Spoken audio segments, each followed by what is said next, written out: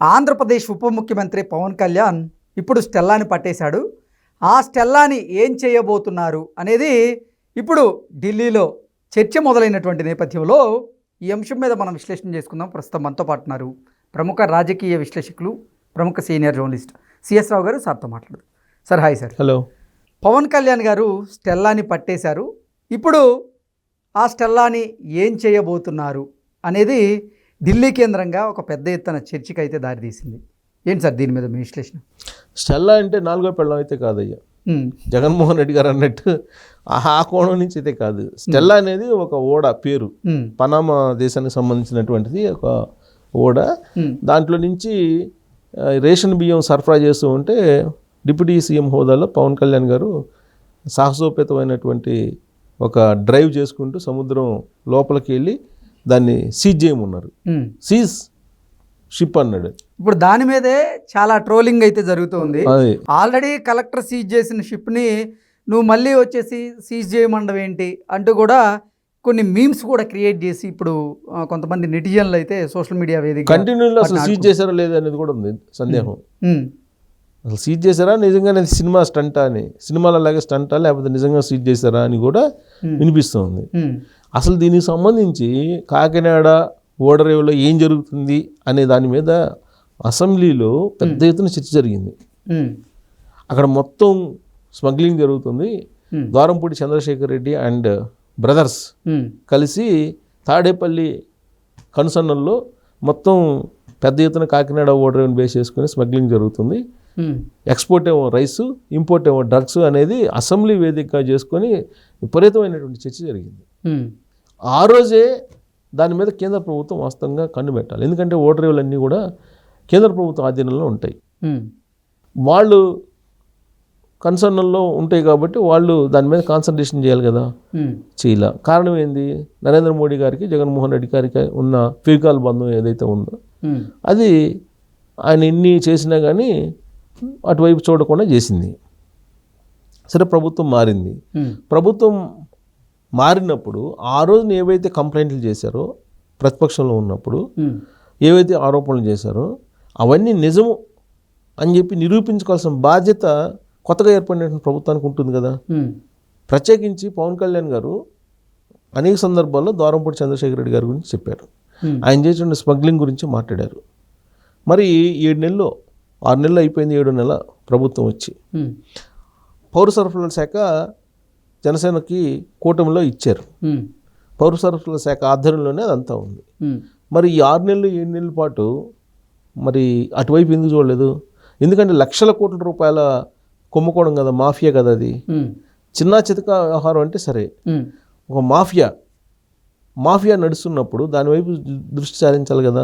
తాను ఏదైతే ఆరోపణలు చేశారో ద్వారంపూడి చంద్రశేఖర్ రెడ్డి మీద అది నిరూపించాల్సిన బాధ్యత కూడా పవన్ కళ్యాణ్ మీద ఉంది కదా. సినిమా డైలాగులు కాదు కదా, 3 గంటల సినిమా కాదు కదా ఇది. రాజకీయాలంటే 2.5 గంటలు 2 గంటలు 3 గంటల సినిమా అయితే కాదు కదా. మనం ఏదైతే ఆరోపణలు చేశారో దాన్ని నిరూపించడానికి అవకాశం ఇచ్చారు ప్రజలు. మరి ఆ నిరూపించేటువంటి ప్రయత్నం చేయలేదా, లేదంటే ఇంతకాలం తాత్సారం చేశారా అనేది ఒకటి వినిపిస్తుంది. ఇప్పుడు సీజ్ ద షిప్ అన్నాడు. సీజ్ ద షిప్ అంటే నిజంగానే షిప్ సీజ్ చేశారా లేదా అన్న అనుమానాలు నెటిజన్లు వ్యక్తం చేయడానికి కారణం అదే. ఎందుకంటే ఒక షిప్ని సీజ్ చేసేటువంటి అధికారం ఆ రాష్ట్రానికి ఉన్నటువంటి ఆ ప్రభుత్వానికి కానీ లేదంటే ఉప ముఖ్యమంత్రి పవన్ కళ్యాణ్ గారికి లేదు అంటూ కొంతమంది అభిప్రాయాన్ని వ్యక్తం చేస్తున్నారు. లేదంటే కలెక్టర్ ఉన్నాడు, కలెక్టర్ ఆర్డర్స్ పాస్ చేస్తే కస్టమ్స్ వాళ్ళకి చెప్తే కస్టమ్స్ వాళ్ళకి చేస్తారు. కోఆర్డినేట్ చేసుకోవచ్చు. వైజాగ్లో ఎలక్షన్ ముందు అక్కడ నీకు డ్రగ్స్ బయటపడ్డాయి. డ్రగ్స్ బయటపడినప్పుడు సిబిఐ వాళ్ళు వచ్చారు. సిబిఐ రాగానే ఆంధ్రప్రదేశ్కి సంబంధించినట్టు పోలీసులు, విశాఖ పోలీసులు వెళ్ళిపోయారు. వెంటనే ఎందుకు వెళ్ళారు?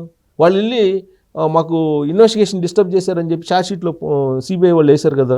ఆ రోజున ఆంధ్రప్రదేశ్ వైజాగ్ సిపి సంబంధించి పేరు కానీ పోలీసులు ఉన్నతాధికారుల పేర్లు, అసలు వీళ్ళకి వెళ్ళటానికి ఎందుకు వెళ్ళారు? వీళ్ళ ప్రమేయం లేనప్పుడు వెళ్ళాల్సిన అవసరం ఏంది? ఆ రోజున డ్రగ్స్ పట్టుకున్నాను ముద్రా ఓడరేవు దగ్గర నుంచి వాళ్ళు ఏదో మొత్తం కంట్రీ వైజ్ ఉన్నటువంటి ఓడరేవులన్నింటిని కూడా సిబిఐ ఎంక్వైరీ చేస్తున్నప్పుడు వీళ్ళని హడావుడికి వెళ్ళాల్సిన అవసరం ఏంటి? అసలు అక్కడే అర్థమవుతుంది కదా అసలు వీళ్ళ ప్రమేయం ఉందా లేదా, అసలు ఏంటి అని. వీళ్ళు ఎందుకు హైరాణ పడతారు? హైరాణ పడాల్సిన అవసరం లేదు కదా.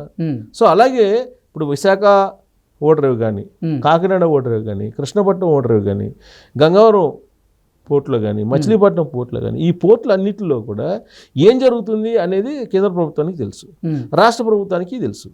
ఎందుకంటే ఈ పోర్టులన్నింటిని కూడా ఆదానికి అప్పచెప్పారు. ఆదానితోటి బాగా అంటగాగింది ఎవరు అని అంటే జగన్మోహన్ రెడ్డి గారు అనేది అందరూ చెప్తూ ఉంటారు. ఇప్పుడు రాజశేఖర రెడ్డి గారిని చంపింది ఎవరు హెలికాప్టర్ ప్రమాదంలో అంటే అంబానీ అని చెప్పి వైఎస్ఆర్ కాంగ్రెస్ పార్టీ జగన్మోహన్ రెడ్డి గారు ఆరోపణలు చేశారు. సీన్ కట్ చేస్తే పరిమళనత్వానికి రాజ్యసభ ఇచ్చారు. మరి ఆ రాజశేఖర రెడ్డి గారిని చంపింది ఆరోపణలు చేసింది నిజమా అబద్ధమా? మొన్న ఈ మధ్య కూడా అంటున్నారు రాజశేఖర రెడ్డి గారిని చంపింది అనుమానం ఉంది రాజశేఖర రెడ్డి గారిని చంపినటువంటి వాళ్ళ మీద అని చెప్పి అంటున్నారు. మీరు ఎవరి మీద అయితే ఆరోపణలు చేశారో వాళ్ళనే ఇంటికి తీసుకొచ్చుకొని మీరు ఇందు పెట్టి మీరు రాజ్యసభ ఇచ్చారు అని నమ్మాలా పనిలేదా మిమ్మల్ని? ఇప్పుడు ఆదానితోటి మీటింగ్ల మీద మీటింగ్లు వేశారు. సీన్ కట్ చేస్తే అమెరికాలో బయటపడింది లంచం భాగోతం. ఇప్పుడు ఏమంటారు? మీడియాకు సంబంధించినటువంటి పరువు నష్టం దావా వేశాను అని అంటాడు. మీడియా ఏం రాసింది?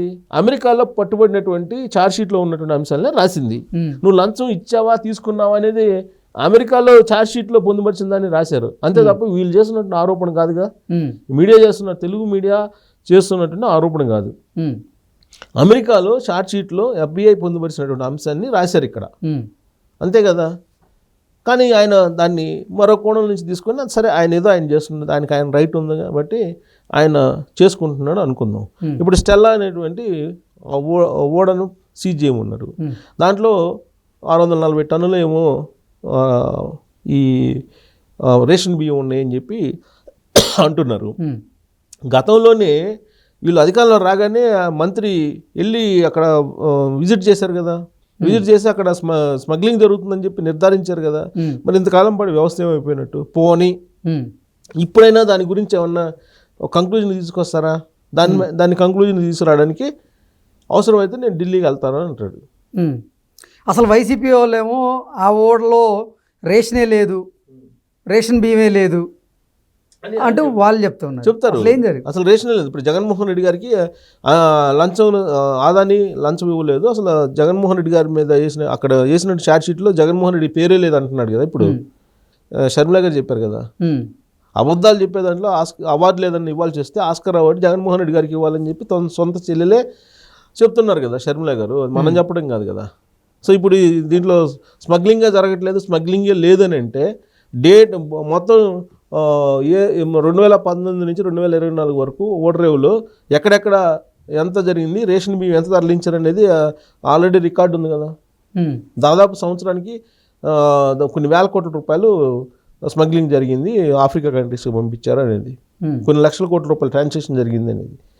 సో ఇవన్నీ జరగడానికి కారణం ఏంటంటే తాడేపల్లి ఆశీస్సులు అనేది ద్వారంపూడి చంద్రశేఖర్ రెడ్డి గారి మీద వస్తున్నటువంటి ఆరోపణలు. సరే ఇప్పుడు పట్టుకున్నారు, బాగానే ఉంది.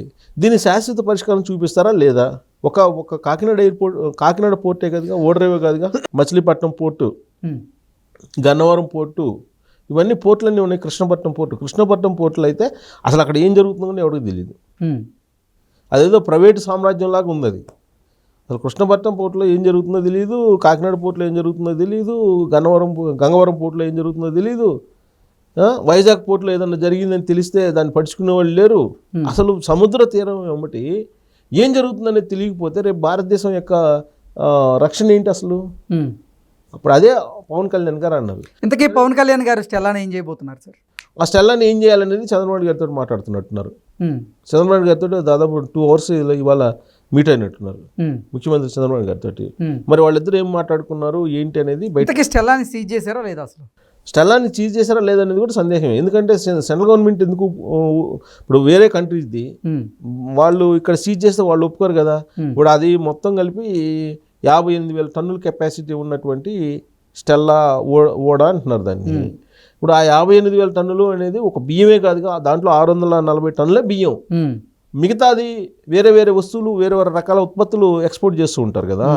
మరి ఈ 640 టన్నుల బియ్యం కోసం మిగతా ఉత్పత్తులన్నింటినీ ఇక్కడే ఉంచేసి దాన్ని ఓడని సీజ్ చేస్తామంటే వాళ్ళు ఎందుకు ఒప్పుకుంటారు? ఒప్పుకోరు కదా. దాంట్లో చాలా క్రిటికల్ సిచ్యువేషన్స్ ఉంటాయి. ఇప్పుడు కస్టమ్స్ వాళ్ళు వచ్చేసి ఒక రాష్ట్ర డిప్యూటీ సీఎం వచ్చేసి సీజ్ హిమ్ అని అంటే అది సినిమా కాదు కదా సీజ్ చేయడానికి. అంత ఈజీ కాదు కదా. సో అంటే వాస్తవాలు దానికి సంబంధించిన ప్రాసెస్ ఎలా ఉంటుంది అనేది ఇప్పుడు జనరల్గా ఇక్కడ జరుగుతుందని అంటే మీరు కేంద్ర ప్రభుత్వానికి రాయాలి. కేంద్ర ప్రభుత్వానికి లెటర్ రాసి ఇక్కడ జరుగుతుందని చెప్తే వాళ్ళు కేంద్ర దర్యాప్తు సంస్థలని లేదంటే కస్టమ్స్ని అలర్ట్ చేసేసి చేస్తారు. అంతేగాని నువ్వు ఎయిర్పోర్ట్కి పోతావు, ఎయిర్పోర్ట్కి వెళ్ళేసి నువ్వు ఏదో స్మగ్లింగ్ చేస్తున్నావు, అరెస్ట్ ఇవ్వమని నేను చెప్తే కస్టమ్స్ వాళ్ళు పడుచుకుంటారా? పోయి అక్కడ పోయి కస్టమ్స్ వాళ్ళే వాళ్ళని మొత్తాన్ని అక్కడ పోయిన వాళ్ళని నీకు కేంద్ర మంత్రులతో సహా మొత్తం చెక్ ఇన్ చేసేటప్పుడు మొత్తం వాళ్ళే చెక్ చేస్తారు కదా. సో కాబట్టి ఒక డిపార్ట్మెంట్కి వాళ్ళు చేయాల్సిన బాధ్యతలు, నిబంధనలు, నియమాలు అన్నీ ఉంటాయి. అవి కాకుండా అది ఊరికే సరే పోయారు, ప్రజలకి అక్కడ జరుగుతున్న అంశాన్ని తెలియజేశారు, అంతవరకు ఓకే. కానీ ప్రాసెస్ ప్రకారం అక్కడ ఏమీ జరగలేదనేది అనుకుంటున్న పరిస్థితి. ఇప్పుడు 2 గంటలు ముఖ్యమంత్రి చంద్రబాబు గారితో భేటీ అయ్యారు. వాళ్ళిద్దరూ మాట్లాడుకున్న తర్వాత వచ్చినటువంటి అవుట్పుట్ ఏంటి అని అంటే వాళ్ళిద్దరూ మాట్లాడుకునే అంశాలు ఏమి ఉంటాయి? ఒకటి రేషన్ది, అదే స్మగ్లింగ్ది. 2 అమెరికా FBI సంబంధించిన షార్ట్ షీటు, దాంట్లో జగన్మోహన్ రెడ్డి గారు ఉంది. తర్వాత రాజ్యసభ, తర్వాత PPLకి సంబంధించి రద్దు చేద్దాం వద్దా, ఆదాని జగన్మోహన్ రెడ్డి మధ్య జరిగినటువంటి PPLకి సంబంధించి రద్దు చేద్దాం వద్దా, రాజ్యసభ ఎలాగో ఉంటుంది. వీటన్నిటి మీద చర్చించి ఉంటారు. సో చర్చించినటువంటి అంశాల్లో దాని అవుట్పుట్ ఎలా ఉంటుంది ఏంటి అనేది రేపు ఎల్లుండిలో మనం చూడొచ్చు. Okay sir, thank you so much. Thank you.